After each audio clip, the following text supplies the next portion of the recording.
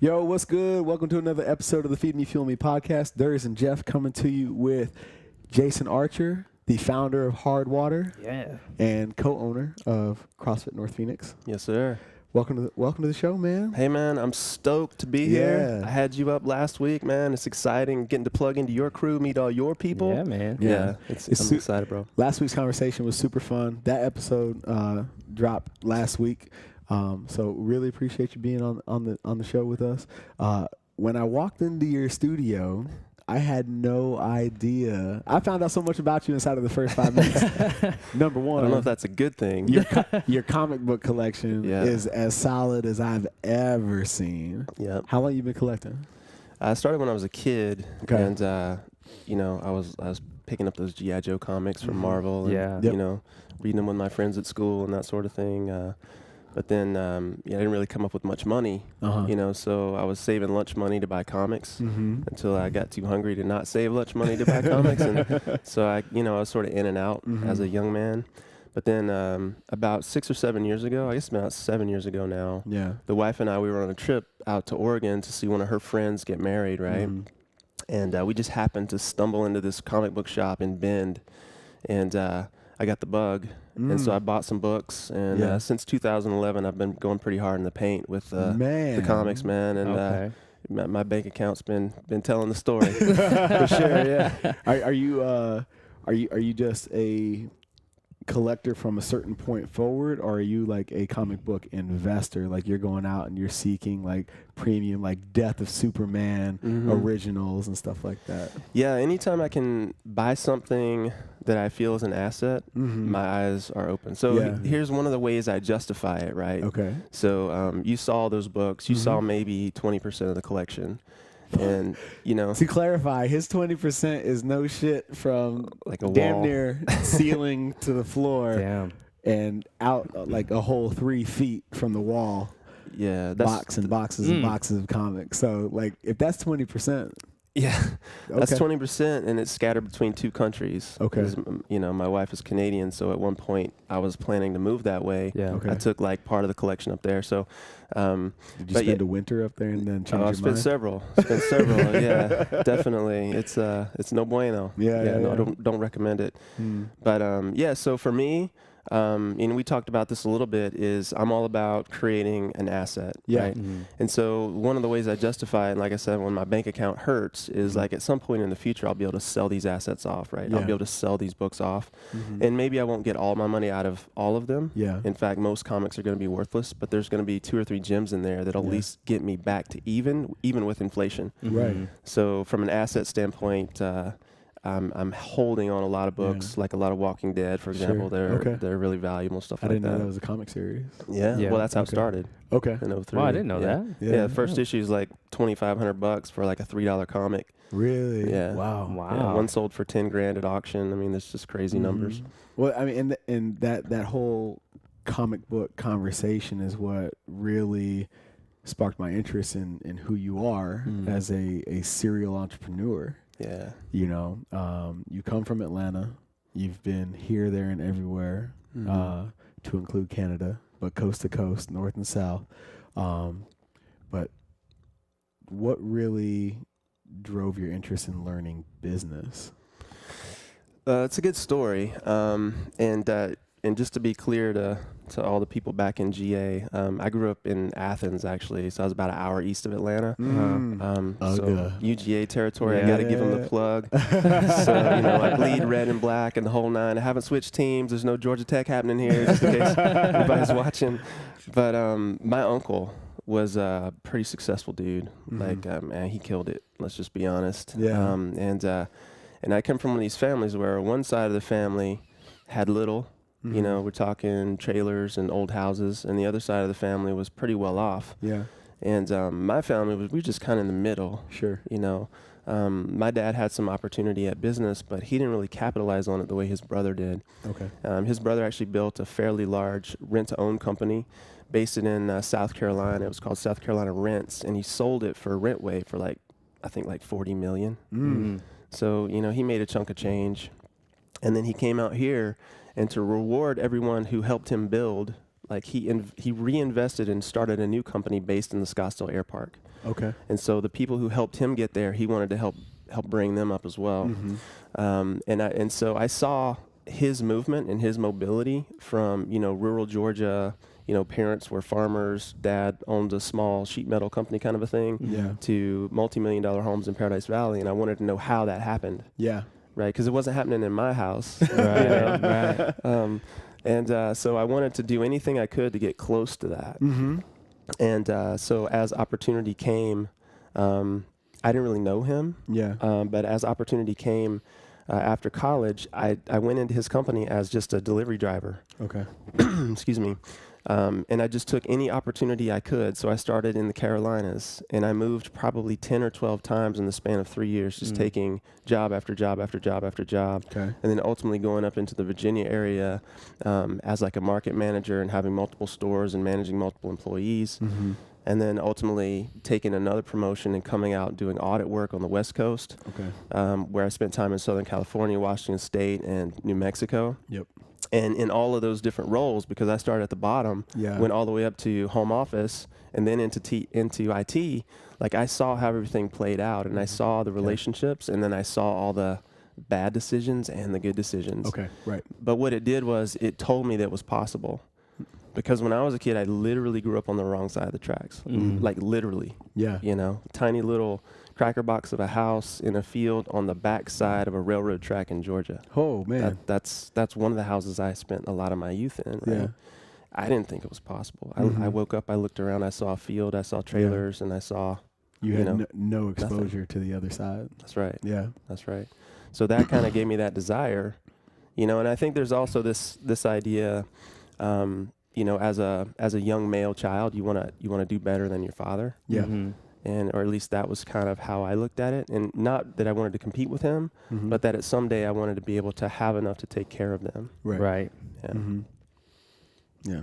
That's a huge driving factor for a lot of people. You find out, like, I think that's the sort of like the stigma of being somebody's kid, because no matter what you inherit, like wanting to give back to your parents or family, whatever it may be.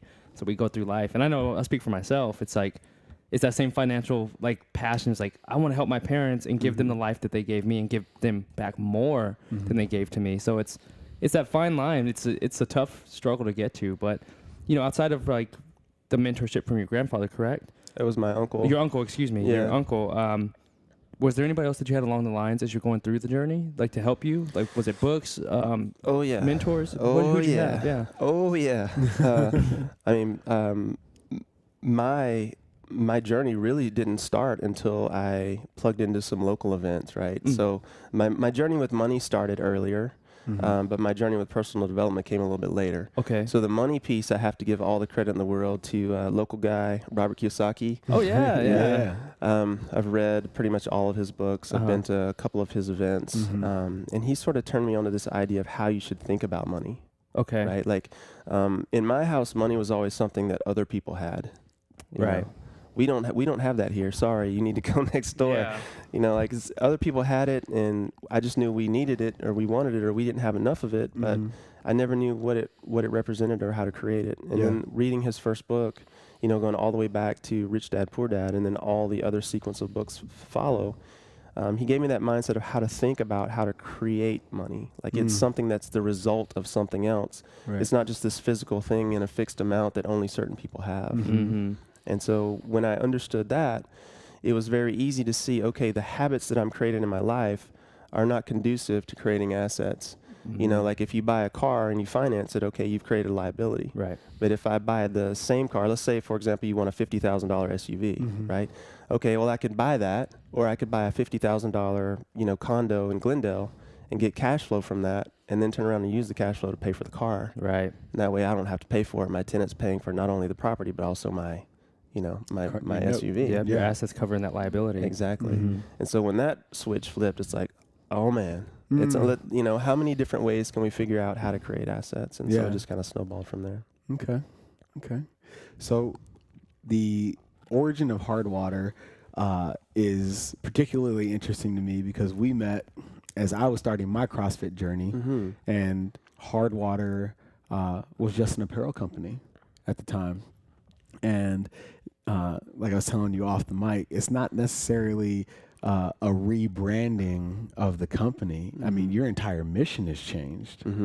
And walk us through the evolution going from apparel to, and then recite your mission statement one more time because it's fucking beautiful. Yeah, it's clean. Yeah, so the mission is to arm humans with the tools necessary to crush mediocrity, create mastery, and live in total wellness. And it took me 5 years to develop that one sentence. Yeah. Yeah, so as you said, it's been a process, and it's one that was painful at times. It was one that was stagnant at times, one that, you know, to be quite honest, I didn't know would develop at times, right? But the whole thing, like when you were starting CrossFit, we were starting about the same time. The thing that drew me to the sport was, at that time it wasn't a sport, but drew me to the routine was the fact that there was this idea that there was something more that humans were possible, that humans were capable of creating, right? There was this possibility beyond what you thought you already knew about yourself and about your fitness. Yeah. And I thought that was beautiful because I hadn't experienced that since like playing team sports back in the day, like football, 2-a-days or whatever the case may be, right? And getting crushed in the cages and that sort of thing. And so when I saw that, I saw the camaraderie and I saw this idea of, hey, there's another gear. You just have to be willing to suffer long enough to find it. I was hooked at that point on the mentality. Yeah. And then, of course, CrossFit has this concept of WOD, right, workout of the day. And I saw these people doing the WODs, and I'm like, man, these people are going hard. And so 1 and 2 go together, and there's the concept of HardWodder, right? It's celebrating people who are giving all they have for all they want. And that's such a rarity that I felt like it was worth, you know, like building an entire lifestyle brand around and a mission around. So initially it was going to be a gym. And then we realized that, well, in the process of creating a gym, as you know, you're geo-locked. I mean, sure, you can do like remote coaching and that sort of thing, but the largest percentage of your revenue is going to come from this geo-locked location around your facility. So it was like, well, how can we expand it out? And then that sort of evolved into, well, we could do an apparel company.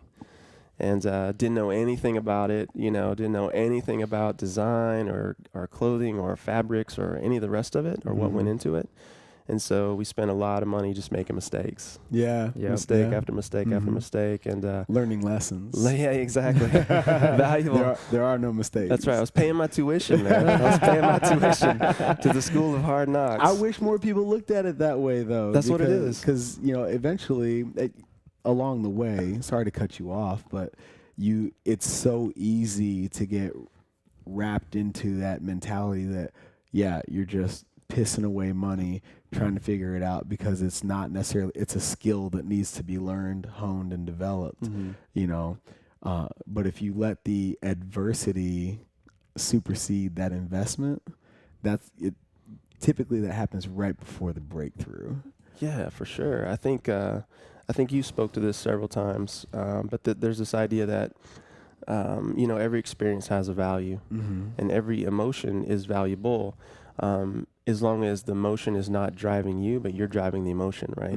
So at the end of the day, you know, you lose, like I lost a partner, you know, I shelved it for a while. I did all these different things to sort of disguise my disgust and disguise my really just embarrassment about not being further along and the fear of what other people would say. And, you know, just realizing that at one point, when I'm shelving this thing, I'm letting the fear tell me how my life is going to be. Sure. I didn't want to be embarrassed, you know. I didn't want to put myself out there. And then just coming to terms with the fact that, okay, well, fear can also be a driver. Absolutely. Right? What if I die and I never see what this is possible or what's possible with this particular adventure, really? Right? And then so now I wake up every day and I'm like, shit, it's March. Like, it's March already. Yeah. You know, I'm closer to the end of my life, right? Like, I got to move today. And so that's sort of the mentality that I take right now. And when I get that fear about doing a video or doing an article of clothing or, you know, we're working on some digital products right now. You know, when I get that fear, I use it to say, hey, you don't have much time left. You got to get this shit going. Yeah, sure. There's a docu-series on Netflix, and I've talked about it in previous shows, called Medal of Honor. Yes. And it's the theatrical dramatization of a Medal of Honor citation. And one of these guys, I think he's a Vietnam vet, he says, it's the fear that makes you good. You know, when you have to make that decision to either duck behind the sandbag in your foxhole or get your ass up and charge the line, it's the fear that makes you get your ass up and charge the line. It doesn't paralyze you the way that, you know, in non-life or death situations like we're talking about right now, that's a very easy decision to make. But when you can make that conscious decision and let that fear push you as opposed to block you, like that's where the magic happens, is on the other side of that fear. Because that pit in your stomach, I think I talked about it with you last week, that fear, that's exactly what excitement feels like. You know, when you're on that roller coaster and you're like scared shitless, it's also exciting. Truly. But you get to make a choice as to which is which. Am I terrified or am I excited? And you can consciously choose. And I don't think a lot of people give that enough power. Yeah, no, dude, man, we could really dive down this rabbit hole, but like, you know, like when it comes right down to it, it comes down to, like you said, like it's a choice, but it's a choice based on the emotion that you feel, and the emotion's a result of the story you're telling yourself, right? So what story am I telling myself? Yeah. Well, I'm telling myself the story now that I don't give a crap, you know, what happens in the future, so long as I give it my best effort. Sure. Like I'm not tied to the result now. I'm tied to the activity. Yeah, the process. Yeah, and so it's about who am I going to be today to help advance my cause, not did I get 15 likes in 2 seconds and, you know, did someone share my, I don't care. I don't care, because I know that will come as I continue to become. Correct. Yeah. Yeah. How long did it take you to get to that process as you're going through that 5-year evolution? Because it's Jesus Christ. when you're hitting the wall, man, it's like to finally like look at yourself and uncover those pieces and come to grips and come to terms with it. Yeah. You know, I've thought about this a lot, man. And there's one thing. I was at I think it was a Tony Robbins seminar one time, and you know, he was making this claim that people move either for 2 reasons, right? They're either inspired or they're in desperation. So desperation or inspiration, the only 2 reasons that people move. Yeah. And I thought about that, and I'm like, well, that's not really true, because the reality of it is that when you're truly inspired, that is desperation. It's always desperation. Like I have this desperate desire to wake up each day and continue my path. Right. And so it's the same thing. It's just different words for you know, opposite sides of the coin. Right. Yeah. But to your point, to how do I get there, man? I think for me, it was dumb luck. Really? Honestly. I made a post the other day talking about how I shouldn't be where I am. You know, like I shouldn't be where I am. Like I'm from the wrong side of the tracks, rural Georgia. You know, my parents didn't have money. I shouldn't be where I'm at. I wasn't surrounded by people who were doing the right thing. I didn't have my dad teach me philosophy when I was 7 years old, like you did. You know, I stumbled across that stuff in my 20s, right? Like I'm always thinking like, shit, if I could travel back in time, and I'd be done by now if I started in my teens or whatever. But by sheer dumb luck, I was just in a really crappy relationship at the time. And one of my friends was doing the PSI seminar work here in town. I don't know if you guys are familiar. It's kind of like Landmark. Okay. So Landmark, PSI, same sort of path. And his mother invited myself and my girl at the time to an event she was holding at her house. And this was basically a presentation about the work that they were doing with PSI. And so I walked in and, you know, it was a presentation, and I was like, oh, this is great, blah, blah, blah. And then they're like, oh, by the way, of course, you know, there's an ask at the end, right? Oh, by the way, we've got a 4-day seminar coming up, and it's going to cost you $600. And I was like, just taken aback, like $600. Like, who the hell would pay $600 to go sit in a room with a bunch of broken people? Right. Had all these judgments and stories about it. Yeah. You know, it was just running in my head. I'm like, forget this, right? Yeah. So we went home and stayed in our shitty relationship, and then, you know, a couple weeks later, I got a phone call from someone that my friend's mother was affiliated with, and she's like, "Hey, I had some sort of deal come up because somebody backed out or whatever. We can give you guys a 2-for-1 if you want in." And even the money program that was running me, like the scarcity mindset that was running me, said, "Okay, that's a good deal." You know? Yeah. So by dumb luck, you know, the scarcity program served me for once because I saw a bargain, right? And so we chose in, and then from that point, that was December of 2008. And at December of 2008, I was officially inaugurated into the world of personal development. Okay. And ever since then, like that following year, I did their first advanced program, and then I did the second advanced program a few months later, and then I did the last advanced program at the end of the year. So I just did it all in 1 year. Yeah. Spent a whole bunch of money, and just found a tremendous amount of value in that. And in the process of doing that, and in talking to people who would just refuse to accept excuses and refuse to accept that I couldn't be responsible for where I am, that would refuse to not hold me capable of what I was capable of, right? It just changed the way I looked at the world. I went from being, more of a victim to more responsible for my life. After those, going through that seminar process, did you find yourself, purifying your circle of people and like cutting off friends that were toxic and attracting new people that could help you fulfill that abundant mindset that you were developing? Yeah, that's a great question, because what actually happened at the end of that seminar is, the first seminar is that me and my girl at the time realized that we were toxic. And so, we had assets together, we had a house together, we had all this stuff to unwind. And 2 months later, though, I'm sitting in my desk, and here, where I was as a man, this is how weak I was. Like, I was just ignoring it. I wasn't plugged into her. I wasn't plugged into what was going on in the household. And so I was just sitting in my desk, doing some website work or something. I forget what it was at the time. And she walked into my office, and she sat down and against the wall on the floor, and she kind of put her head in her hands and put her knees up, and she just kind of mumbled. She's like, "I'm not happy." And something in me knew that was the end. Sure. Yeah. And so, I did all the defensive stuff. I did all the weak, I don't know who I am as a man stuff. And then I just made it worse. Yeah. And then, of course, that relationship ended. And I walked away again with a lot of hurt, but a lot of lessons. Yeah. Yeah. How much would you say your personal development journey is directly responsible for where you are now? 100%. Yeah. 100%. Yeah. I think we're all 100% of everything we've experienced, but but the reality of it is, right, if I hadn't been exposed to a different way of seeing the world and seeing myself in the world, is I would still be a small town guy doing small town things, not understanding money, not understanding assets. Yeah. I would have had 2 or 3 kids in my 20s, and I would have retired poor. Yeah. That would have been my life. That's just the reality. And there's nothing wrong with that lifestyle. It's just not what I wanted for me. Sure.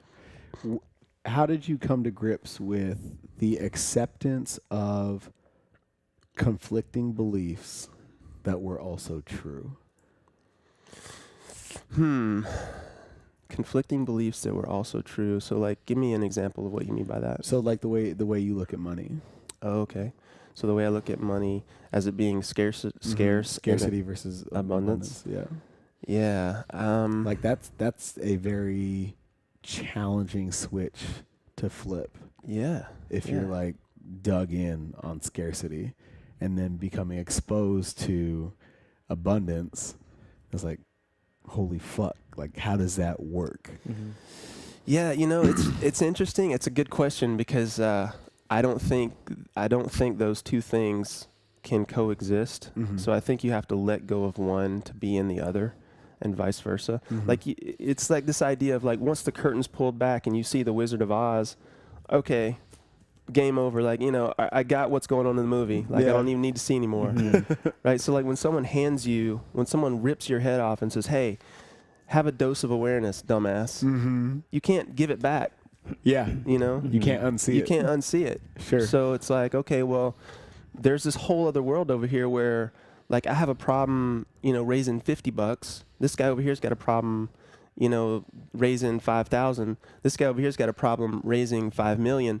It's all the same problem. We all have a money problem. Okay, but the way we've expanded into it is very different. Sure. Right? The guy that's working with a $5 million money problem, he doesn't need to talk to me about money, right? Like, I'm not going to teach him anything. Right. I'm still trying to figure out how to solve my $50 problem. So I think once you level up, you can't level down. So there's that wall once you throw the awareness in there. And then, too, like, once you surround yourself, like, if I came to you, like, now that you know how I think and I know a little bit about how you think, and I came to you and said, "Hey, man, I just can't get it. I can't get the rent done this month, like, fuck you. Get your ass up. Right. Yeah. Go get the rent, like go get the bill paid. Like find a way to make it happen. Right. Mm-hmm. And so I think there's a certain amount of, your circle that supports that as well. Sure. What was it like to make that change in circles?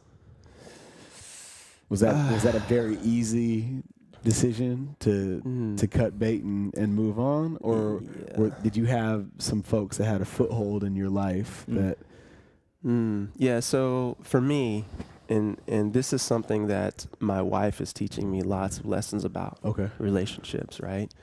So wives are good at that. Yeah, man. Yeah. My wife is amazing, dude, and she is like the quintessential relationship person, right? Mm-hmm. Like you could put her in the room with anyone, and she's gonna like find a way to make that person feel special. Awesome. And so she taught me that I needed to value my relationships more. See, my problem was I didn't value my relationships enough for me to even give a shit what they thought. I was so disconnected from people. I didn't even feel it. Like, I was such in my own little bubble that if someone said something to me, I might steam for a couple minutes, but then I'm like, yeah, what? I don't care about this person. Who cares? This person's nothing to me. Yeah. Right. And so the biggest people that I had to sort of distance myself from were my family. Really? Yeah.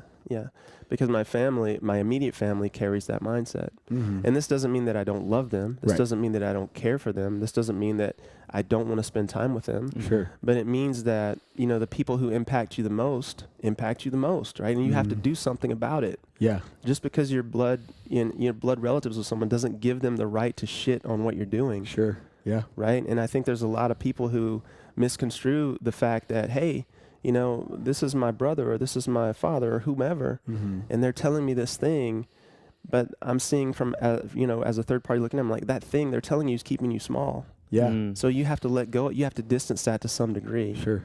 And so for me, that was the biggest sort of a challenge because when I came back from starting to work on me, I was talking to my dad and I'm telling him, I'm like, man, I love you. Yeah. Dad's like, what are you talking about? What are you talking about, Willis? It's like, what do you mean you love? It's like, well, we just don't say that. It's just understood. And I'm like, okay, I understand. Is it though? Right? Exactly. Right. Exactly. Yeah. Right. Like, I'm like, I was telling him, like how much it would mean to me if I knew that he was proud of what I was doing. That's so huge, man. Right? Oh yeah. And like he comes from the old school. Like they didn't have any tools, man. They knew what they knew. His father was abusive, a tough dude from back in the day, hardcore old school Marine, saw a lot of stuff, came home, didn't know how to handle it. Right. My mom's dad was the same way. I mean, I'm talking about like some really nasty stuff. So you had two people from abusive environments come together to create a family with no tools. Right. And so I used to hold a lot of anger about that, right? I'm like, you people, you don't even need to be together. Like, why are you even together? Like, all you do is, tear each other apart. Yeah. And it's impacting me and my brother. Yeah. Right. But it would take, doing some seminar work to understand that they were doing the best they could. Sure. With the tools that they had. Mm-hmm. And then once I understood that they were doing the best that they could, I had space for them. Yeah. I understood. Because I was like, well, if I was in that position, I can't say that I could have done as good as they did. Yeah, so it's one of those things. That's a tough point. That's a tough place to get to because we talked about before, like you almost feel like you're judging people at that point. Totally. And like when you sort of flip that narrative where you love them for who they are and you also love them for who they're not. Yeah. It comes less about judgment and more about like respecting. And like you said, everybody is doing the best they absolutely can with what they know in that certain time, Yeah. And so once you start respecting that about people, you're not going to look at your parents or brothers or sister and be like, you're a piece of shit. Just like, they're just doing the best that they can with what they have. That's it. And that's what everybody's trying to do. So it takes a lot of work to get to that point because when you're looking at, like you said, the people closest to you, you don't want to feel like you're pushing them away, but it's just like, I need just to create space for myself to become the man that I want to become so I can then give back to you all. Yeah. And that's just like filling your cup up first before you're filling everybody else's cup up first, essentially. No, that's super important, man. You make a great point. And, one of the things that hit me hard when I started to do that work was a statement was made to me that they were like, look, it takes one person to create a good relationship. And I'm like, you're full of shit. Like, what does that even mean? Yeah. What does it mean it takes one? You have to have two people in a relationship. Like, all my programs are running, and I'm thinking, like, Yeah. But it took me, like, a long time to realize what that meant was exactly what you said. It's like letting them be, right? Yeah. But then also allowing space for you to be, right? Yep. And so, like, if I'm at odds with my mom, for example, and my mom was like really aggressive, right? Like she was like, you didn't want to mess with my mom, right? My dad was really passive, right? He was just kind of playing peacemaker in the whole thing, right? And there are lots of psychological reasons for that. But my mom and I would be at odds because I felt was always attacking. And so it took me a long time to just not attack back. I'm like, okay, well, she can attack all she wants. I'm going to go over here and I'm going to have a good day. Yeah. And when I come back, maybe she's in a good mood, maybe she's not, but that's on her kind of thing. Right. So again, it takes one person to have a good relationship. Wow, I've never heard it. Yeah. And that makes a lot of sense because it sort of relates to a quote. It starts with you. It does. Yeah. Exactly. That's the accountability piece. Yeah. And it brings me to that quote with like Confucius, where a guy comes up to him just berating Confucius. Like, you're this, you're this, you're this. And Confucius just sitting there calm, just looking at the guy. And he stops him. He says, like, okay, what do you do? He's like, I have a question for you, talking about the guy berating him. He's like, what do you do to somebody who gives you a gift and you don't accept it? And the guy's like, well, I would keep that gift. And he's like, exactly. And Confucius walks away, and the other guy and the other guy holds on to this gift, which is the anger he was putting out. He's like, I don't accept the gift that you're giving me, so now you're stuck with that gift, right? Whatever it is. Yeah. So, and like you're talking about being that level-headed and that calm, it's like you don't have to accept what's given to you. It's only like you only allow whatever's in your life, essentially. But it's like you said, it's your responsibility, it's your choice to make that decision. Man, that's straight fire. I got to give you credit on that. I mean, no doubt. No doubt. And I mean, that's a big part of the work, right? Like understanding that if someone comes at you sideways, it's not usually about you. Yeah. Right? It's about them. Yeah. Well, there's a book out there called The War of Art. Yeah. And when you're talking about making that shift for yourself, the immediate, like obvious resistance that comes your way. Yes. When you start a business, like launch your first business, when the world knows you don't know shit. Yeah. And you're like, no, buy from me. And that immediate wall that goes up, be like, yesterday you were pumping gas. Now you got a business? Yeah. Like, where's your credibility? Like that resistance, annoying and hard as it may be at the time, is actually a good thing, right? You start to look at, as you evolve, you see that resistance as a positive thing. It's a sign that you're moving in the right direction, because without it, there's nothing to overcome. There's no growth to be had without that resistance, right? True. And my very first mentor in business, Mark Aceta, he's been on the show. Yeah. I know Mark. Yeah. Okay. Yeah. He gave me this quote, and it stuck with me since I was 22. And he said, you either change the people around you, like you have an impact on them, or you change the people around you. Find a new circle. And I didn't get that shit for years. Like, what does that was the thing, right? Yeah. For me, that was what does that mean? I love that. I don't get it, And I went to his seminar series for 2 years straight, every single month. Spent money I didn't have to go to these deals. And I just figured, I talk about an inner circle. I just figured that, everybody in that room, like, had the feeling I was chasing. And I figured if I spent enough time in that room surrounded by these people, I would eventually figure it out, if nothing else by osmosis. Yeah. And it's true. When you're assimilate, when you immerse yourself, that's the word I'm looking for. When you immerse yourself in that mindset, you're surrounded by people that are thinking on that same frequency, you have no choice but to level up. Right. And when you do, like you said, you can't come back down. That's it. You know. Yeah, you either level up or you go away. I mean, those are your only two options. And so, like, how much do you not want to go away is really what it comes down to, because you know how much it's going to hurt to level up. Yeah, yeah, it's painful, man. Yeah. It hurts. Totally. You know, I've spent many a sleepless night. Like, I am not where I need to be, and like the answer I'm searching for isn't necessarily the how, but like what tools do I need to accumulate?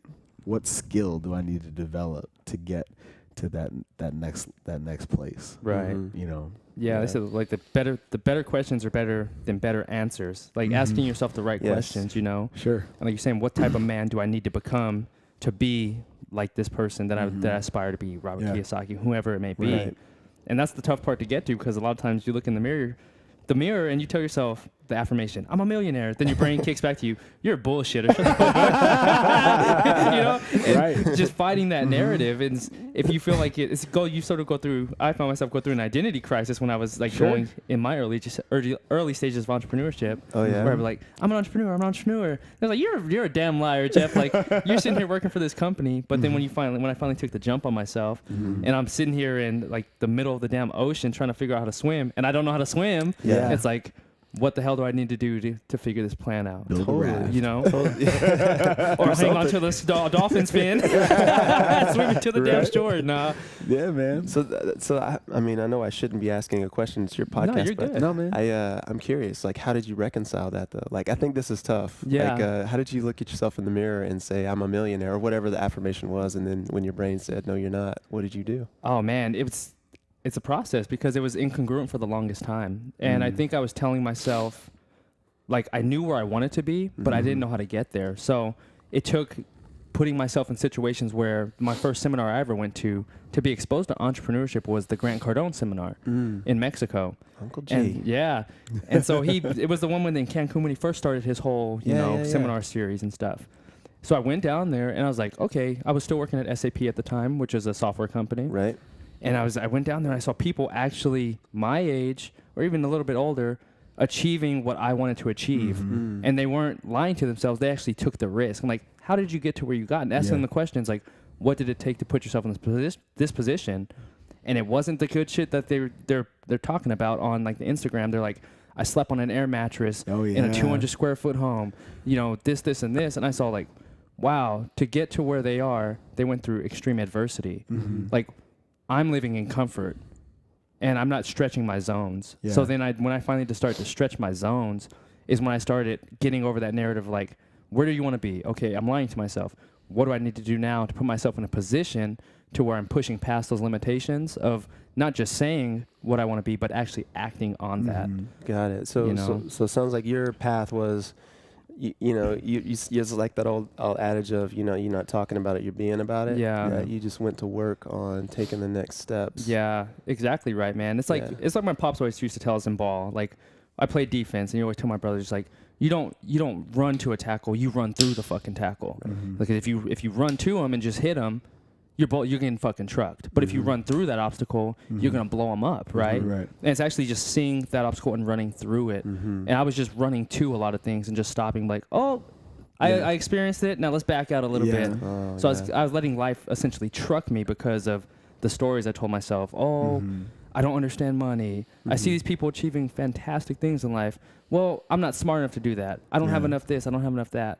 And when I started saying like the stuff I don't have, it's like, Jeff, take ownership of what you've done in your life. Yeah, and I finally started taking ownership and started being like, stop playing the victim role, so to speak. You know what I mean? But it took those eye-opening experiences for me to actually like reveal my truth of like where I wanted to be. Beautiful, man. And the other side of that, and I know Jeff has the story with the Lamborghini. Yeah. The living somebody else's story. Yeah. Right. Defining success based on what somebody else has, right? Yep. And going back to Mr. A, he was like, and Jeff has this experience with the Lamborghini, like that was his dream for the longest time, right? And Mr. A actually gave me this exercise. He's like, is that what you really want? Is that success to you? And he had everybody stand up in this room. There's hundreds of people in this auditorium. And he's like, how many of you have actually sat in and test drove that dream car that's on your dream board or whatever, right? If you have, stay standing. If you haven't, sit down. 90% of the room sat down, right? Wow. And of the people still standing, how many of you still wanted that car after you test drove it? If you did, stay standing. If you didn't, sit down. 90% of the people still standing sat down. And it just became very reaffirming to me. It kind of closed the circle for me in that, oh shit, I'm chasing the wrong stuff for the wrong reasons. Right. I need to take a step back, sit with myself, and really define what success is for me, and fucking be okay with that shit. Yeah, that's it. You know, because when you sit in a room full of movers and shakers, like people that are on a mission to like have major impact, like their goals, what they want to do, what they want to achieve, the shit that they want to accumulate, like that's different from person to person to person. And what makes that conversation awesome is standing there in confidence, talking about what you're trying to achieve, the stuff that you want, and what success means to you, and not comparing it to whatever you want. You know what I mean? I love the fucking 4Runner I drive, and not being ashamed of that because you say you want a Lamborghini or you want to, you know, you're pushing a Land Rover. You know what I mean? And like that's that false narrative that comes along the journey of becoming greater, is not believing those stories for yourself. Yeah, for sure. I mean, I can tell you from firsthand experience, and you talk about like, you know, opposing forces, right? Like the dichotomy, right? Yeah. To use Jocko's term. But, great book, by the way. Yeah, it's a great book. But you know, like I saw it in my family, right? Like I had the benefit of seeing what nothing looked like, and the benefit of seeing what everything looked like. Sure. You know, I mean, my uncle could buy whatever he wanted whenever he wanted. You know, and he did that to a degree. He had the trophy wife and the Viper and, you know, all this stuff, you know. But he was one of the most miserable people you ever met. Oh, fuck. You know? Yeah. And it wasn't that the money made him miserable. He was always miserable. Money just makes you more of who you are. Yeah, right, it's an amplifier. So, it's an amplifier. So, you know, he was able to be miserable in a big house, you know, with a fancy car, you know, and a young wife. And that's just the way it was for him, you know. But then I saw misery on the other side, but I saw happiness on both sides. So I was able to disconnect the emotion from the thing early on. But what I wasn't able to disconnect, and I think what you were alluding to earlier, is when you're around a bunch of people who you might perceive are on a different level, that ego starts to creep up in the back of your throat. It's like, well, I should have this because so-and-so has that kind of a thing. And that's not really what it is. I think for me, when I look at what's really underneath all of it, like what do you really want? Like if I asked you what you really wanted 7 times, we played like the 7 levels game. Yeah. Like at the end of it all, almost everyone comes to peace. Like if let's say someone dropped $1 million right here in front of us on the floor and said, hey, you guys can have this. You know what, $1 million for each of you. What are you going to do? Go home and like stuff it in the walls? No, you're going to find a way to set yourself up so you don't have to worry. Like that's what it's about. Right. You know, like me, I'm going to go buy probably multi-unit apartment complex and then live on cash flow. And that's one less thing I have to worry about. Pay someone to manage it, right? Right. But it's about creating that peace, whatever that looks like for you. And some of that shiny stuff is like just an indication. Right. You know, like if you can feel good buying a Lamborghini, hey, cool. Sure. Feel good spending, you know, 10 grand on a Rolex, cool. You're right. Right. You know, more power to you. Sure. Inspire some people. But at the end of it all, what do you really want? Probably just to like feel good about yourself at the end of the day. Yeah. Yeah, you're absolutely right, man. It's about running your own race, essentially. And I relate to a lot to athletics, you know, because that's my family grew up football, track, and all that stuff. Right. It's like in track and field, if you just have to run your race, you can't worry about what's left and right of you. And you all know from CrossFit, if you're doing a WOD and you're sitting next to like a Rich Froning, but you're worrying about what he's doing instead of worrying about you're going to gas yourself the fuck out. Right. Instead of just focusing on yourself. And you see that a lot with people. It's just like they don't even know what the hell they want out of that workout. Like you said, set your intention. I know you have it on all the boards before a workout. Set your intention. So key. Right? And like, what do you want out of this workout? Maybe the man or woman next to you wants to be a games athlete. Is that truly what you want? Right. No. If it's not, what is it that you want? Do you want abs to look good while you're naked? great, achieve that goal. Right. And like you said, just deciphering that message and not carrying somebody else's story, finding out what your story is, and sitting in the dark, honestly, like the dark room and asking yourself those tough questions is the hard part, because when you're in your own mind, you know, that's lying to yourself is almost worse than lying to somebody else. Oh, for sure. Oh, right? Yeah, 100%, man, for sure. Because you don't even know what you want. It's like you have to be truthful and say, like, this is exactly what I want, and be unashamed of that. Yeah. Go ahead. I was just gonna say, like, real quick, it's okay to not want stuff. Right. Yes. You know? Right. Yes. Yeah. Yeah, for sure. That's more profound than what I was going to say. I was just going to say. I want to hear it still, though. I want to hear it still. No, I was just going to say, like, you know, this whole idea of lying to yourself, and you guys mentioned Goggins when we were talking. You know, like he has this the thing about, you know, your accountability mirror. Yeah, I love that. Which is cool. But the thing about lying to yourself that's so heinous is if you continually lie to yourself, you never get a point A. And if you don't have a point A, you can't create a point B. Right? So like I'm sitting here, I have everything I want, or I'm happy in my relationship, or, I don't want the Lamborghini when I really want whatever the thing is. Yeah. If you don't have the point A, you can't look down the road and even reverse engineer a path to get to point B. Right. Yeah. So it screws you on a multitude of levels. Sure. Where do you sit when it comes to modeling? Love it, man. Yeah. When you don't have the answers, right? And this has been huge for me. Like you said, you were gonna take some of the things that we have on the website and build that into your website, right? 100%. Modeling. You already see success. Why reinvent the wheel? Is in terms of your career path and in entrepreneurship, your shifting of gears into that abundance mindset when it comes to money, above and beyond the self-work and self-discovery that you've gone through, were there examples of what that looked like that also assisted you in that pursuit? Yeah, for sure. I think that's a really key driver to moving fast, right? So like you can move, or you can move fast. Sure.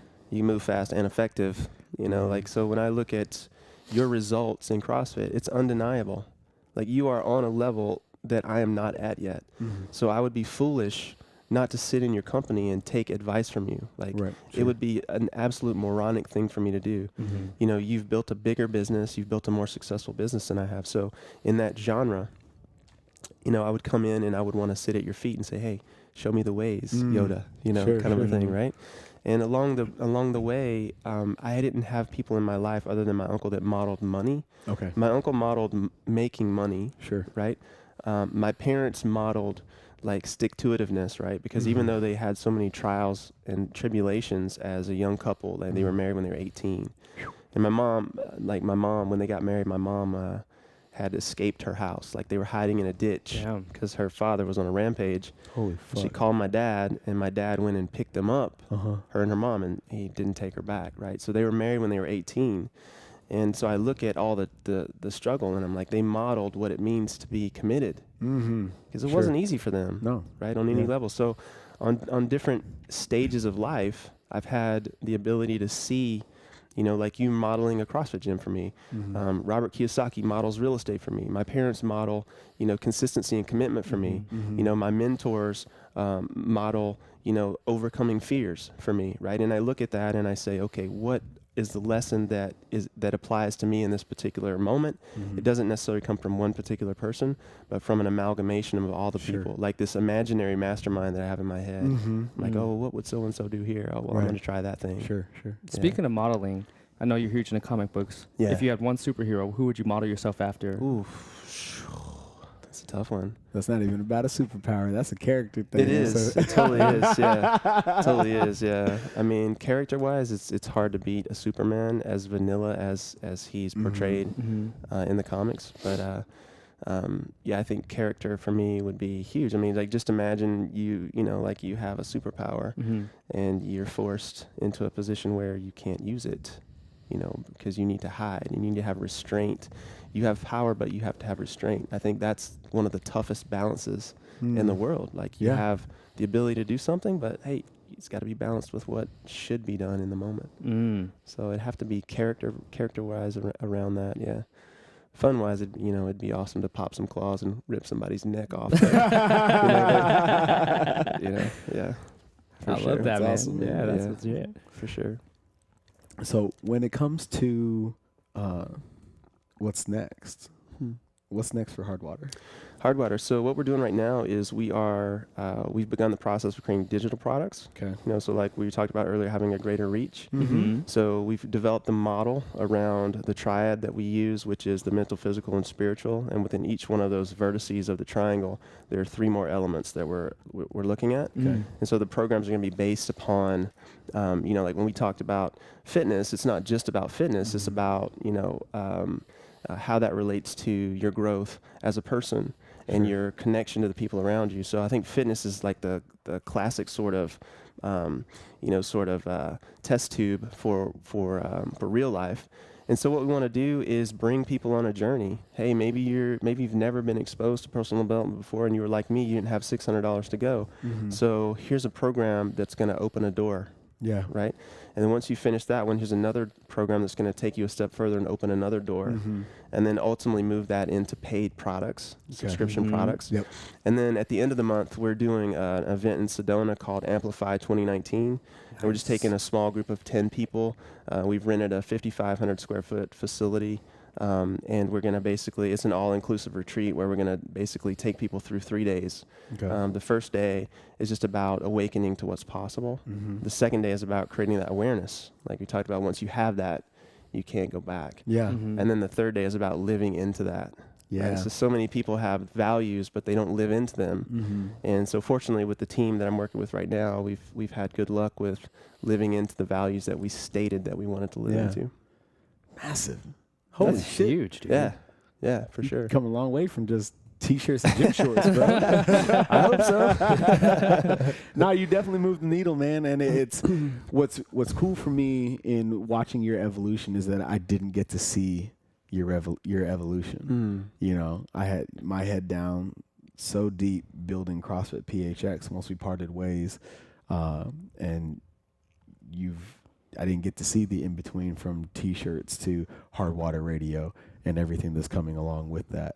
You know what I'm saying? So being able to literally compare apples to oranges in terms of where you were to where you are, like that just makes the evolution that much more impactful for me. So I'm pumped to see what you're doing, man. Oh, dude, I appreciate that. Like, I'm so stoked to have you back in the circle. Yeah, and man. Reconnect and now meet Jeff. And dude, I can see a lot of great things, sharing a lot of great things between you guys for sure. Absolutely. That's that alpha collaboration. Yeah. that we were talking about with Kevin. You know what I'm saying? But above and beyond the day-to-day things that you're building, right? What do you do every day for you to empower your journey? Morning routine, brother. Biggest lesson for me over the last 2-3 years. I got involved with the guys from Wake Up Warrior. I don't know if you know those guys or not. So biggest lesson I took from them is the consistency with the mornings, like owning that morning. And for the last 2 years or so, I've been practicing their version of a morning routine. I've modified it, added a little bit to it. So my day starts, I do 3 things. I make the bed, I brush my teeth, I write down what I'm grateful for. Then immediately start the morning routine. So the morning routine is physical. It's always burpees, then a run, then pull-ups. Okay. Then we do some meditation, some mindset stuff. We write. So for those of you guys who enjoy reading, if you check out j.c.archer on Instagram.com, you can see there's almost a year of daily blog posts. So I got 3 posts shy from a full year of daily consistency on that. Okay. So we'll hit that this week. And then from there, it's investing in the relationships, right? So investing in the wife, sending her a message, building her up, putting money in her emotional bank account, right?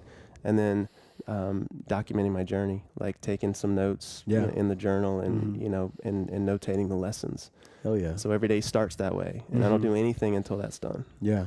I love that, man. And where can everybody in this community go follow you and support you with everything you have going, either personally and professionally? Oh, sure, man. So, social media, obviously, Jason Archer on Facebook, j.c.archer on Instagram. Okay. If you guys want to jump on the HardWodder movement, there's the HardWodder page.